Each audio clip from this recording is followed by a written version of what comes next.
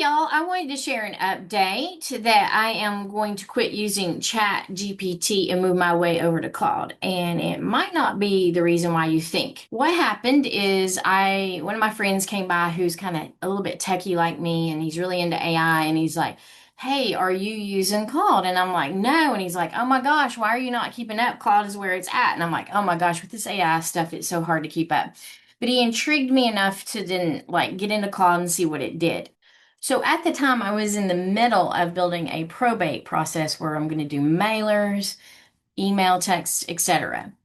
And I was telling ChatGPT I wanted to write the letters to where it says, hold on to the letter. Right now might not be the time, but hold on to it for when you need it. And it kept repeating the same sentence, letter after letter. And I didn't like how it was repeating it over and over again.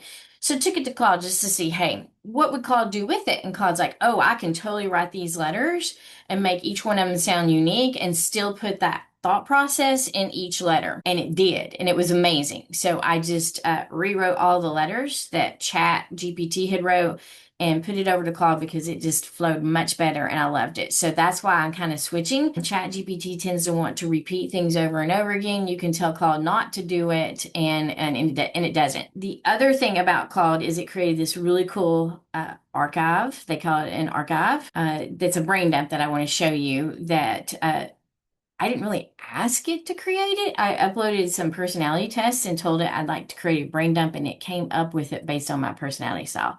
So I thought that was pretty phenomenal.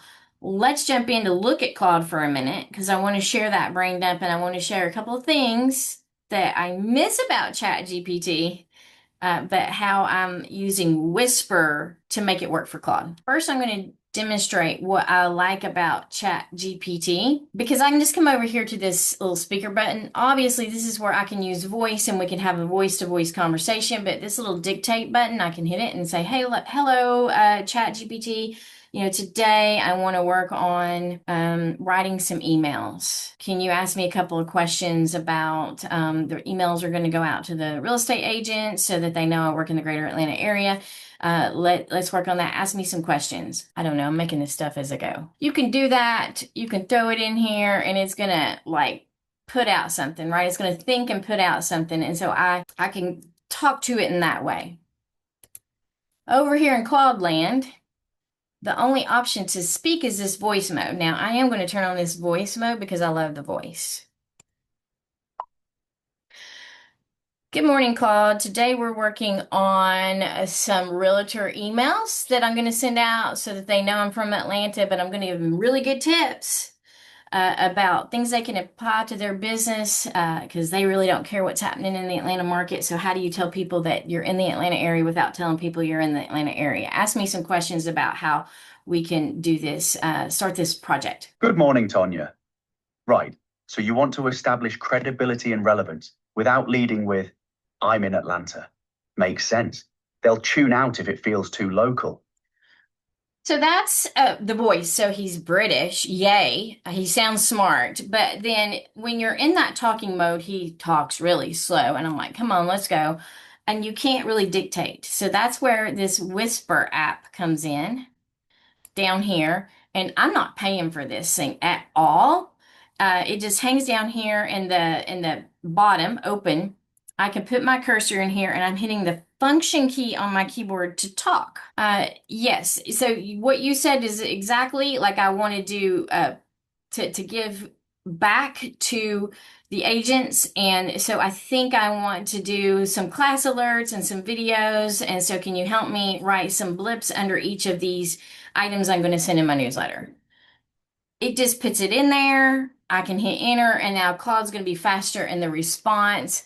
So that's how I kind of miss a thing that's in ChatGPT, but then how I can use it in Claude using Wispr. So Wispr Flow, it's spelled kind of funny. I'm using a free version, guys, right now. I have not upgraded. I have not found a reason to upgrade. And if I go over here to invite y'all, I'll put this link. It's an affiliate link. I don't know what it does for me. Maybe it gives me more free stuff. I don't know. But the actual way you spell Wispr is a little funny. It's Wispr. PR Flow. So I'll put it in the email and in the description of this video so you have it. If for some reason you're over here and you got the function key and hit and you're going over here to look at something else, and it doesn't automatically populate down here, it always populates here, and you can do copy and paste. What I like about Wispr Flow is you can take it beyond AI. You can help write emails. You can dictate into a Word document. Wherever you're trying to dictate, Wispr Flow, I think, goes faster than if you're trying to type personally. So let's get into the little artifacts. You can create artifacts in Claude. And here's one of the ones it created for me. It created what we call a brain dump. So I can come out here and tell it that I'm hitting the function key again because we're using Wispr. I'm going to tell it some of the things that I want to get done today. Realtor email, go to inspection, continue to update my to-doist, clean off my desktop, follow up with some clients. It's going to list it out on what I want to do. I can say email has to go out today. I have to go into the to-doist, or into the inspection. This week I can work on my to-do list.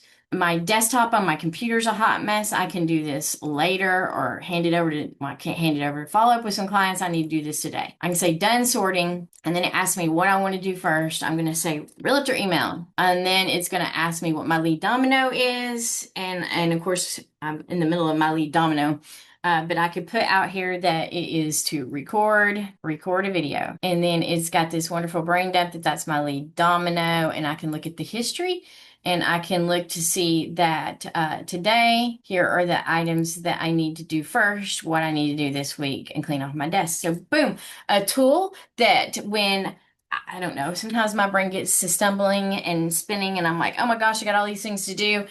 Really helpful to kind of just break that down. And this thing created it without me giving any commands. It just was helpful. So now let me just talk about Gemini because I've not given up on Gemini. And let me tell you why. All of the SEO and GEO is what the AI bots read, because Gemini is a large language model that's owned by Google, and YouTube is under Google's hood, and so is Google My Business. So two key components that can really help you with SEO and GEO. Because it understands an algorithm that is the YouTube, I think it's a better tool for using for all of social media because it understands an algorithm.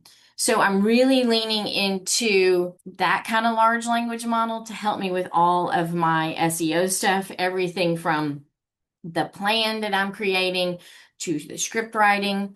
And I did listen to a really cool podcast from the Think Media that came out this week that was talking about how you can record your voice and how you would deliver something, grab that transcript, put it in a Gemini, teach it how you speak. Then if you're writing scripts, it's coming in your voice. So cool little tidbit there.